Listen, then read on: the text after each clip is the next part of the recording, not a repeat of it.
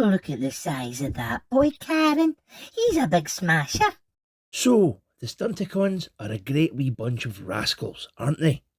They were introduced as absolutely unstoppable rulers of the road. That didn't last long though, as they quickly got jobbed out by the aerial bots and became background characters ever since. Despite that, the Stuntacons have managed to leave a lasting impression on the Transformers universe, appearing in multiple continuities and surviving the test of time. This wee bunch of scallywags are your quintessential Decepticon goons. The Stuntacons first appeared in the G1 cartoon episode The Key to Vector Sigma. Megatron had become sick of the Autobots ruling the road and decided to construct his own unstoppable army of vehicles. Megatron's always been bandied about as a master tactician, but surely planes beat cars every time. They can move in 3 dimensions, they're faster, and have a better view of the battlefield. Am I wrong here? The Autobots managed to beat the Decepticons in the episode by simply going into a tunnel. Megatron, you know that planes can just fly over the tunnel, huh? Just sit another end and massacre the now trapped Autobots. It's really not that hard. Anyway, after stealing a bunch of cars and a big lorry, then doing some A-team level engineering, Megatron had to take the soulless new robots to Cybertron's supercomputer, Vector Sigma, in order to give the Stunticons their new personalities. He needn't have bothered. They had about 5 lines for the entire rest of the G1 cartoon. In a climactic battle, the Autobots revealed they also had used Vector Sigma to give life to a bunch of new fellas, the aerial bots. That's when Megatron revealed his trump card. The Stunticons had an ace up their sleeve. The wee arseholes could all combine into one giant arsehole, Menasor. Again, they shouldn't have bothered, as in a suspicious coincidence, Optimus revealed the aerial bots could combine as well. Superion then kicked Menasor's arse with an assist from a Mega Supreme, and the Stunticons ran away like wee fannies. Great stuff. So, shall we look at some toys? These are the Legacy Stunticons. Don't they look amazing? Oh my, we've got a lot to cover today. Let's start with the mould mates, shall we? First up, we have Dragstrap and Dead End.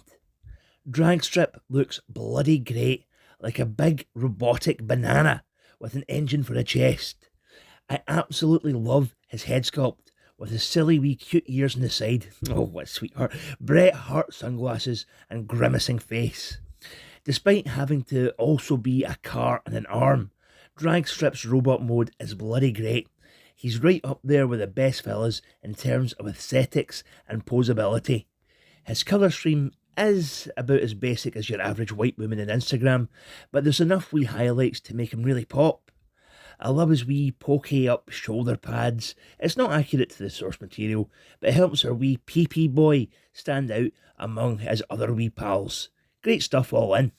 Dead End isn't quite as good as his jaundiced friend. His top half is great, excellent even. He's sporting a smashing wee head sculpt with a lovely purple eye visor and an unusual orange faceplate. His chest is also sporting a decent amount of sculpted detail and a dead cute tiny wee Decepticon badge. Just like my last girlfriend said to me though, once you go below the waist, it all falls apart. I got a teeny weeny peeny.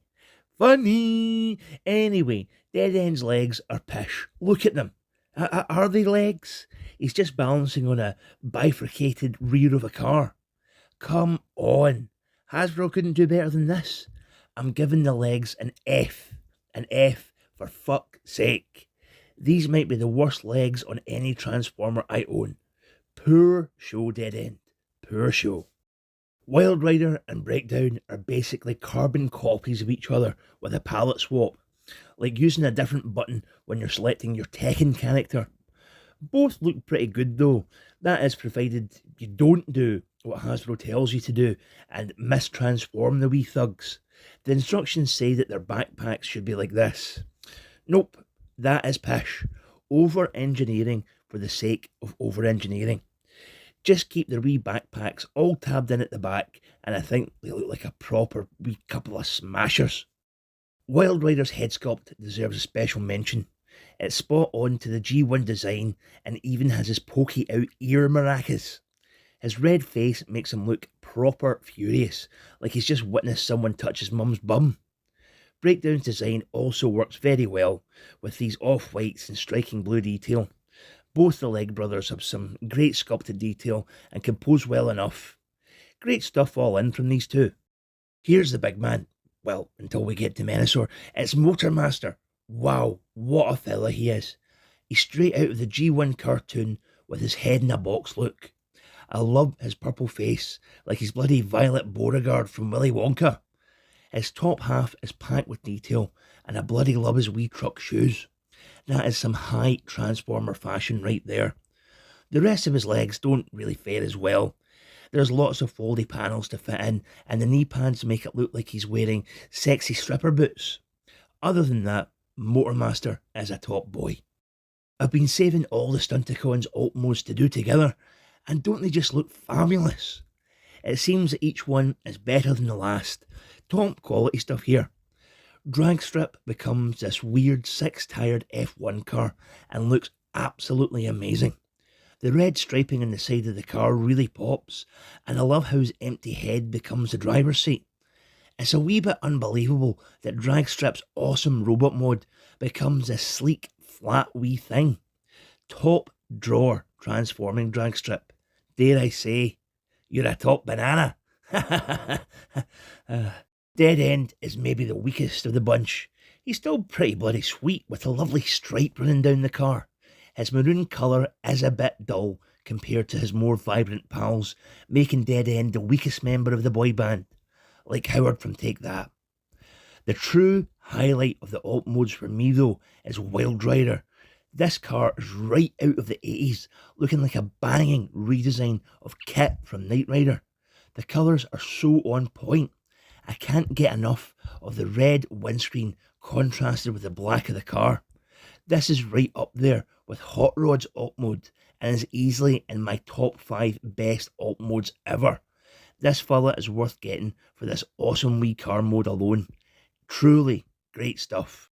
Breakdown is again just a repaint of Wild Rider. The back of the car is a bit different and he has a detachable spoiler. It's a bit shite. I can never find a good place for this when he's in robot mode.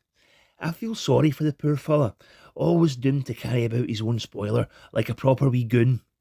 I bet the other Stuntacons have a good wee laugh at him. The colours on Breakdown are also not as eye-catching as Wild Rider. He's defo the second weakest member of the boy band. He'd be the Jason of Take That. Motormaster becomes this great wee black and purple truck that puts Optimus to shame. Shh, just cover your ears for a minute. It's so impressive how Motormaster's legs just explode with panels to make this thing so cohesive. You really can tell there was an engineering budget behind this, and it's really paid off. I love how evil this thing looks, with the purple windows and the imposing black. It's so animation accurate. Zero complaints about the big fella. Even his trailer looks great, apart from these really wee thin wheels at the back, but considering what the trailer has to do, I can definitely forgive it. The trailer explodes into 3 modules. This essentially becomes the skeleton for our main event of the evening. Are you ready, friends? Oh Lord, he come on. It's Menasor. What a bloody fella. Again, what a bloody fella. He's huge, easily dwarfing everyone else in my collection. Menasor is so impressive due to the fact that most of Menasor's skeleton is contained within the trailer. The arm and leg bots basically just have to plug in and look pretty. It is a bit unfortunate that Wild Rider and Breakdown become the rear of Menasor's legs, meaning they're hidden in most poses. It is animation accurate though, so blame some artists from the 80s I suppose. I love the gimmick that makes Dragstrap and Dead End split in 2 when they're plugged into the arms. That's dead clever. Folk have complained that he's just wearing the Stuntacons as opposed to them actually becoming arms and legs, but those people can go and jump in a septic tank naked and rub tollies in their eyes. I think our toddler-sized boy looks great wearing these fellas. I love this guy, and he's became an absolute highlight of my collection. So if you're speaking bad about him, I'll come round to your house at night and fart in your face while you sleep. No one disses my boy. So, should you get the Legacy Stuntacons? Oh, aye, that's a big defo from me. Individually, these fellas are bloody great, but when they come together, they're even better. Like the Garbage Pail Kids say, we can do anything when working with each other, and the Stuntacons are proof of that. I really hope we get more teams in this style. We are going to need Superior, aren't we? He debuted at the same time after all. I do think there is something a bit kind of human centipede about the whole combiner gimmick thing though.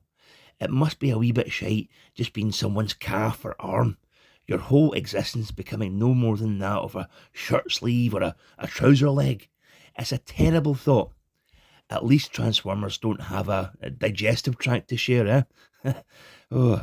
Anyway, you guys have a great night. Catch you later.